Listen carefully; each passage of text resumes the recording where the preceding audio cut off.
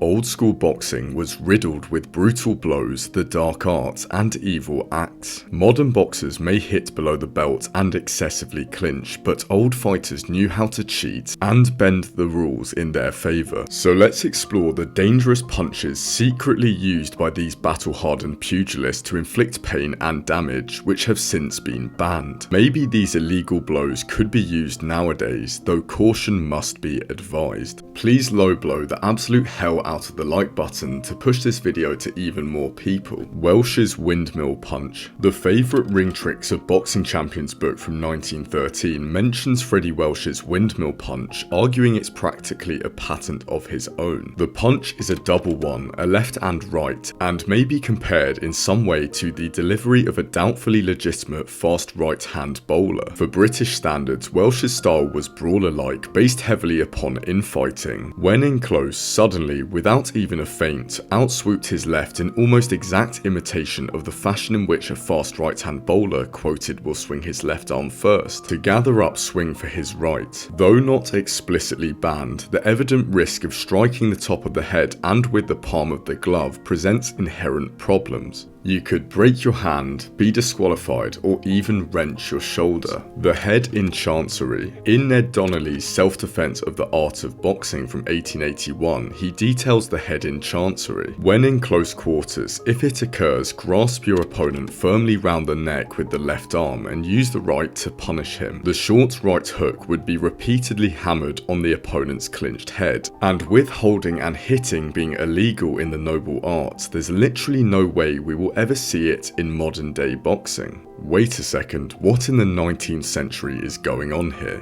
The lever punch. Spalding's boxing guide from 1917 details the lever punch by bracing yourself staunchly on your feet and sending a left swing at your opponent's jaw, which you intentionally miss by about 2 or 3 inches. Allow your hand to go past him, say about 2 feet, and as he lunges towards you, thinking that you have missed a genuine attempt at his jaw, bring your attacking hand back sharply to his face before he will have time to land on you, hitting his jaw a sort of backhand swing. Back fists are now illegal in boxing, but they used to be fairly prominent. The spinning back fist got banned from boxing after George LeBlanc used it to end the nonpareil Jack Dempsey's undefeated streak in 1889. Since then, it has been used sporadically, but the leniency towards it has died off in recent years. Every time Zuckel gets that moment, he gets a spin move on him. Back shots. Maybe I should have named this something different. Anyways, boxers like the heavyweight John L. Sullivan would purposely aim for certain regions of the back. He'd purposely deliver a right swing between the shoulder blades, effectively aiming for the back lung. This would not only be insanely painful, but winded opponents greatly due to a lack of protection from the ribs. Reading texts like Jimmy Wild's The Art of Boxing from 1923, in classic British fashion, they routinely complain about American boxers holding the opposition with one hand while striking with the other. Sullivan would grab the left arm or head, pulling the other boxer towards him and therefore exposing the whole back for his immoral bidding.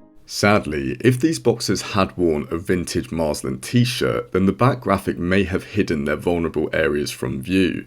Use code CHAMP20 for 20% off. Under the ear strike. Spalding's boxing guide cites the deadly use of the blow under the ear. Though not described as a clean-cut knockout, it befogs the brain and a man will stagger before falling. After his legs wobble from under him, he may regain his feet in 5 or 6 seconds. It messes with the equilibrium, discombobulating the opposing fighter. Several old boxing books have recommended this punch, suggesting referee leniency towards it from the period. Yet, in modern day, it's likely to verge on a rabbit punch, especially if it misses the mark and slips behind the ear. Boxers can still pull it off, but if it's behind the ear instead of under, this is certainly banned. The eye poke. Analysing old boxing books, one thing is clear. Punches would be thrown with the intention of landing the thumb part of the glove in the opponent's eye region. The mysterious yet dazzling Harry Greb was a master in this regard. Boxing journalist James games are fair once stated Greb just didn't like referees, especially the ones who called him for such extracurricular activities as sticking his thumb into an opponent's eye. In fact, he'd also be on the receiving end. He'd often pull his hat down to hide his cocked right eye into which 1,000 thumbs had been stuck. This tactic was obviously always outlawed in gloved boxing, but the old style gloves had more opposable loose thumbs, making a jab with the sharp end in the eye far more plausible than the stiffer mittens used nowadays. The left backhand. The left delivery was a backhanded one, and though it didn't carry much power, it stunned the opponent, setting up a more devastating blow. Freddie Welsh was a particularly keen user, causing his opponent to check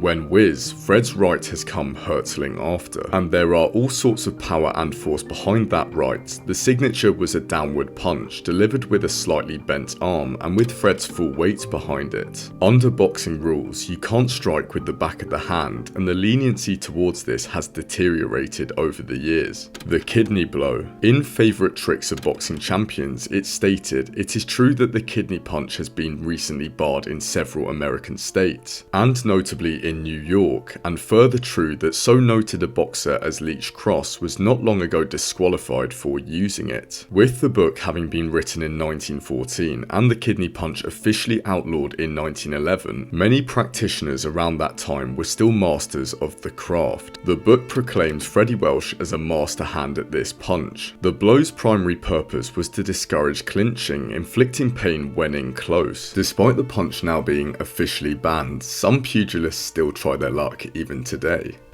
Of the other fighter just getting in those shots against Corona. Here's Lihungas is down. The elbow follow-through. Old boxing books frequently reference the use of elbows. Spalding notes, sometimes in missing a blow for the face, say a hook or a jab, a man will double his arm as he lunges past his opponents, and allow his sharp, bony elbow to strike. British texts and famous boxers from the early 20th century would always both praise and lament the American fighter's ability to battle on the inside. With US boxing evolving heavily based upon up-close firefights, the elbows were likely used to greater effect, as referees would struggle to always identify the illegal blows. It's only as years progressed that this strike became easier to spot, and slow video replays have likely dissuaded many modern pugilists from even trying it. The insulation tape blow. Though not a specific punch of sorts, I discovered something interesting through reading Ed Gunboat Smith's memoirs. While fighting the giant Jess Willard, he hit him with a right hand which effectively tore his ear right off. His gloves were loaded. This referred to the technique of taping the hands with heavy insulation tape, making fighters' hands extremely hard and therefore more damaging. In the years following, this was banned, with boxers only being permitted to wrap hands with soft gauze and medical adhesive tape in prescribed amounts. Gunboat even put a pad under the insulation tape, adding to the hardness. This is not too far off having plaster of Paris covered wraps nowadays,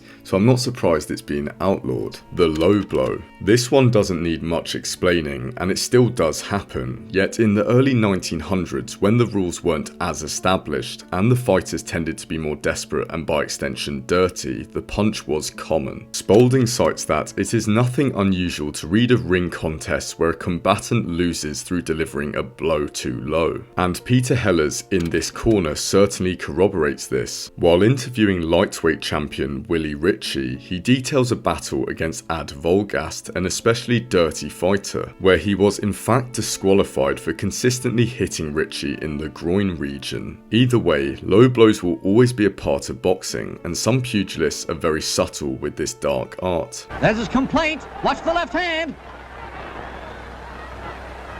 And that did it.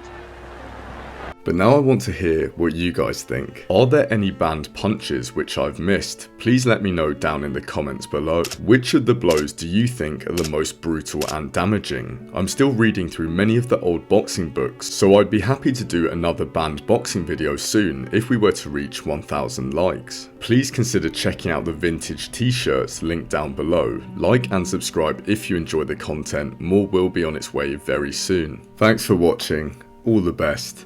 Cheers.